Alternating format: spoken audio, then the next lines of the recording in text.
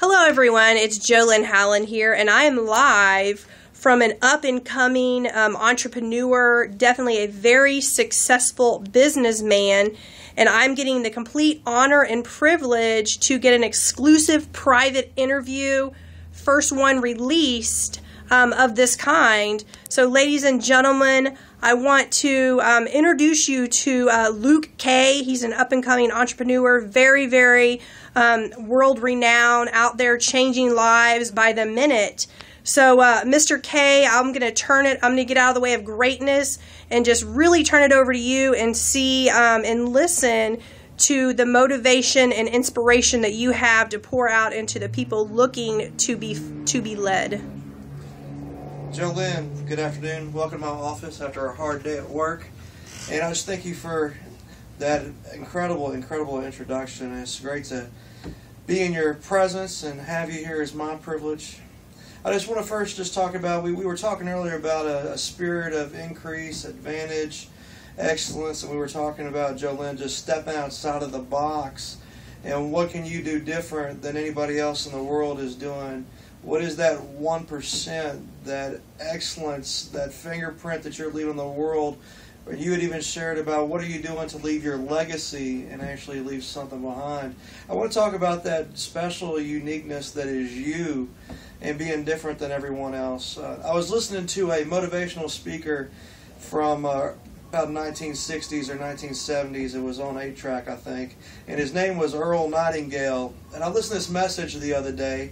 And it wasn't your typical upbeat Tony Robbins type message that's all over the place. It was more a monotone, almost put you to sleep message.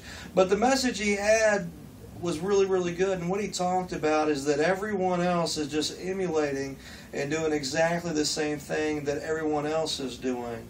And it's just a copycat society.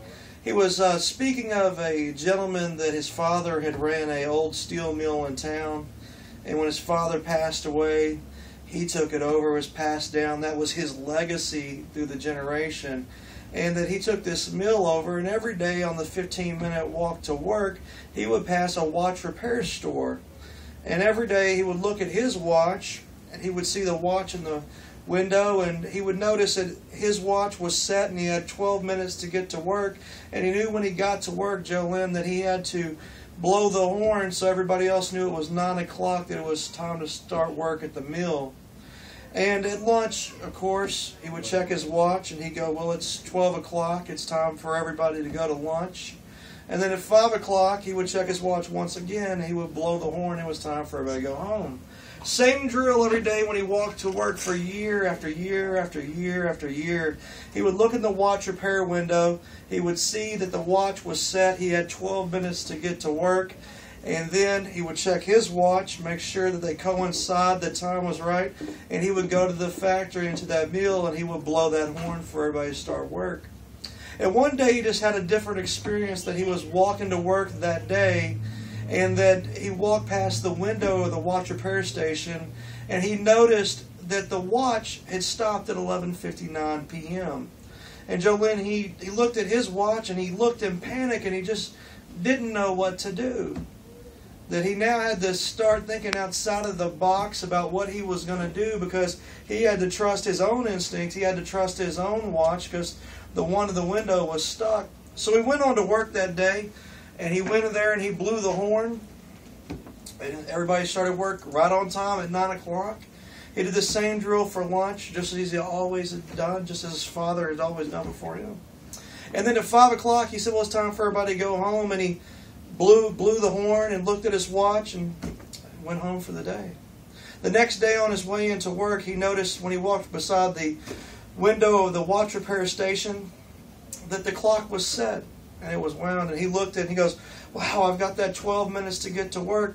But he said, I'm going to take a minute out from my day, and I'm going to just see how is the old man that works in there, because he's been there forever. So he knocked on the door, let himself in, and the old man behind the counter said, may I help you? And he goes, yes. He goes, I've been coming by here for years. I've ran the plant. My dad has ran the plant. It was passed down the responsibility through me, through our legacy to run this plant. And I depend on your watch every day because that's how we sound the horn for everybody to start work. I check and make sure I've got the right time on my watch.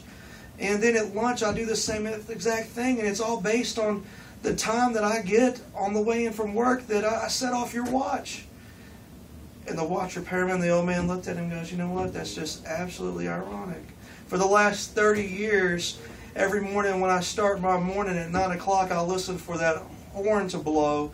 And that means I'm going to go to the window and make sure the watch says 9 o'clock, that it's time to start my day. And when you or your dad blew that horn for the past 20 or 30 years, and it was 12 o'clock, I knew I could go have a lunch with my wife. And then at 5 o'clock, I knew it was getting ready to be time to go home, that I could lock up the shop because the horn blew.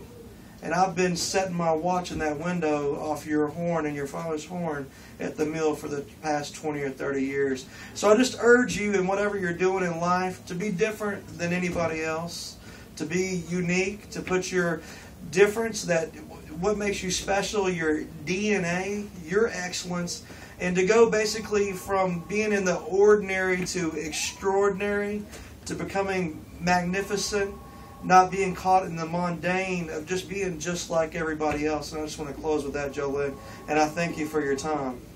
Thank you, sir. That was amazing. So, ladies and gentlemen, for those of you out there, I'm just going to recap really quick. Definitely make sure, you never know who is following you in life and who is expecting you to be at the top of your game so they can improve theirs.